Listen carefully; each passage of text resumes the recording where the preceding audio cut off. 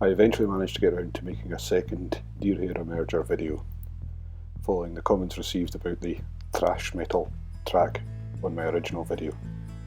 First, mount the grub hook of your choice in the vise. Here I am using a size 16 Tiemco 2487, which I believe is as per Bob Wyatt's original tying.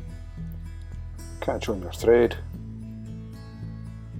trim off the waist, and form an underbody for the thorax and wing of the fly. Don't progress too far down the body at this point, so we want to keep the profile as slim as possible.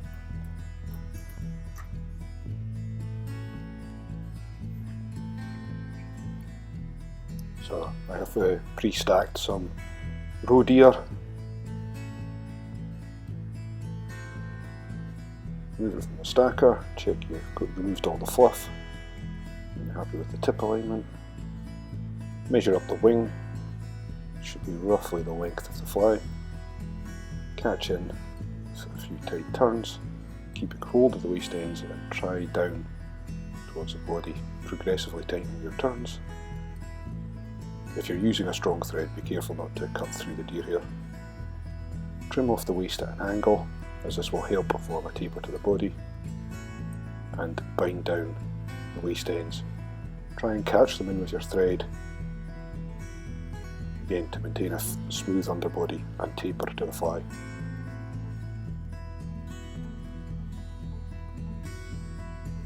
Check the alignment of your wing, make sure you're happy with the way it's sitting. At this point it should be sitting forward of the eye.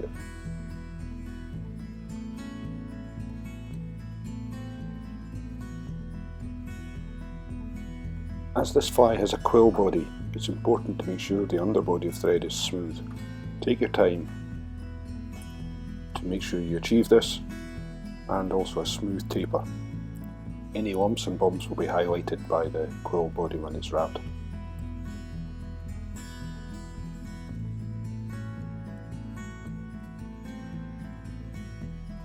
Once you're happy with the underbody, position the thread towards the tail of the fly, but not quite where you want the body to end.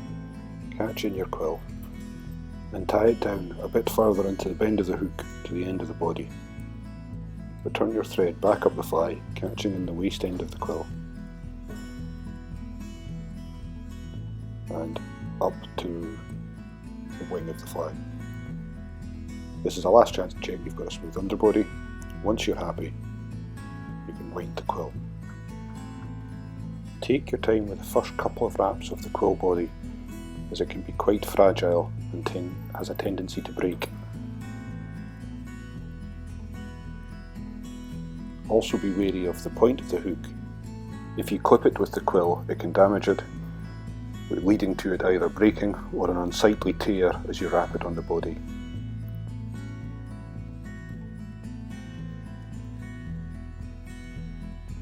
Just take your time, be careful, and use as light a touch as possible. Continue wrapping the quill up to the wing of the fly, using the width of the quill as a gauge for the diameter of the wraps. Once you've wrapped the quill up to the wing, catch it in with your tying thread. It can be difficult to get quills that are easily long enough to cover the body of the fly, even on a small size like this. I don't think it would matter too much if you had to have a couple of wraps of dubbing behind the wing. Once you've got the quill in, trim off the waist, make sure you've got it secured with a couple of turns of thread. Now you're ready to apply the UV resin.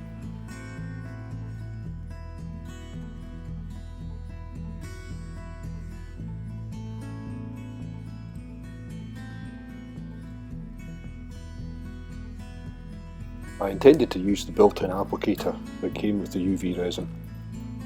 Unfortunately, the resin was not flowing. I later had to unblock the tube with a needle and it was working fine. So in this case I gave up and took the top off and used my dubbing needle to apply the resin.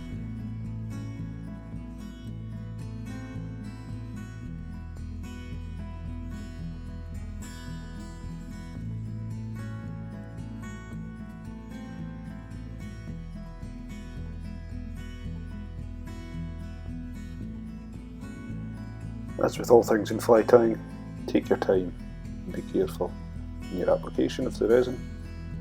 You only want a very thin coating to reinforce the body and protect the fragile quill. Try to ensure you have an even coating on all sides of the fly and all around the body.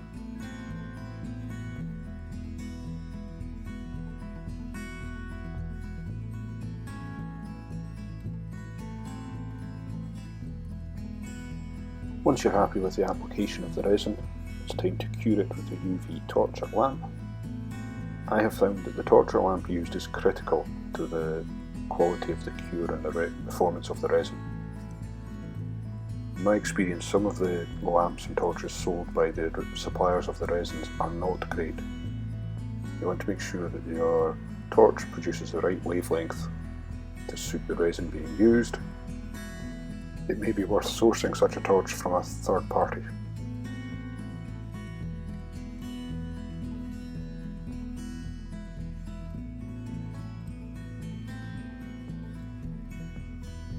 I understand that different resins will take different times to cure. Just make sure you allow plenty of time for the resin you use to cure and that the entire body is cured.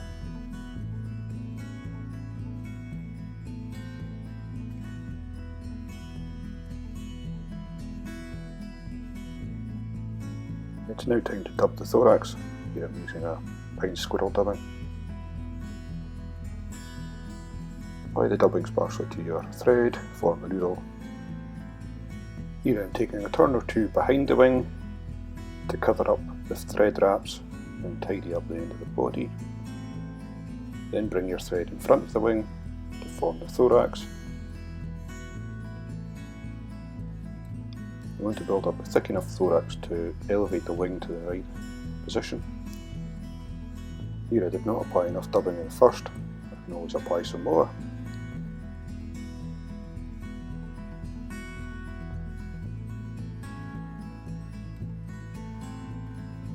This allows me to ensure I've got the bulk I need in front of the wing and to progress the thread to the eye of the hook to form a small neat head.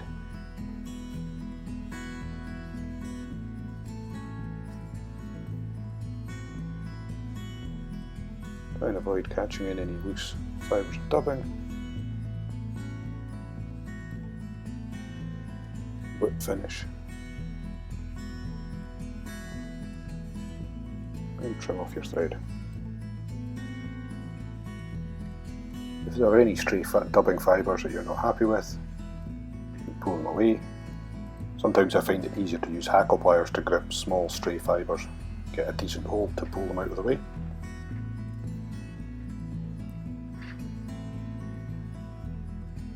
Final step is to varnish the head of the fly. Take your time to avoid getting any varnish on the dubbing, and that's the fly finished.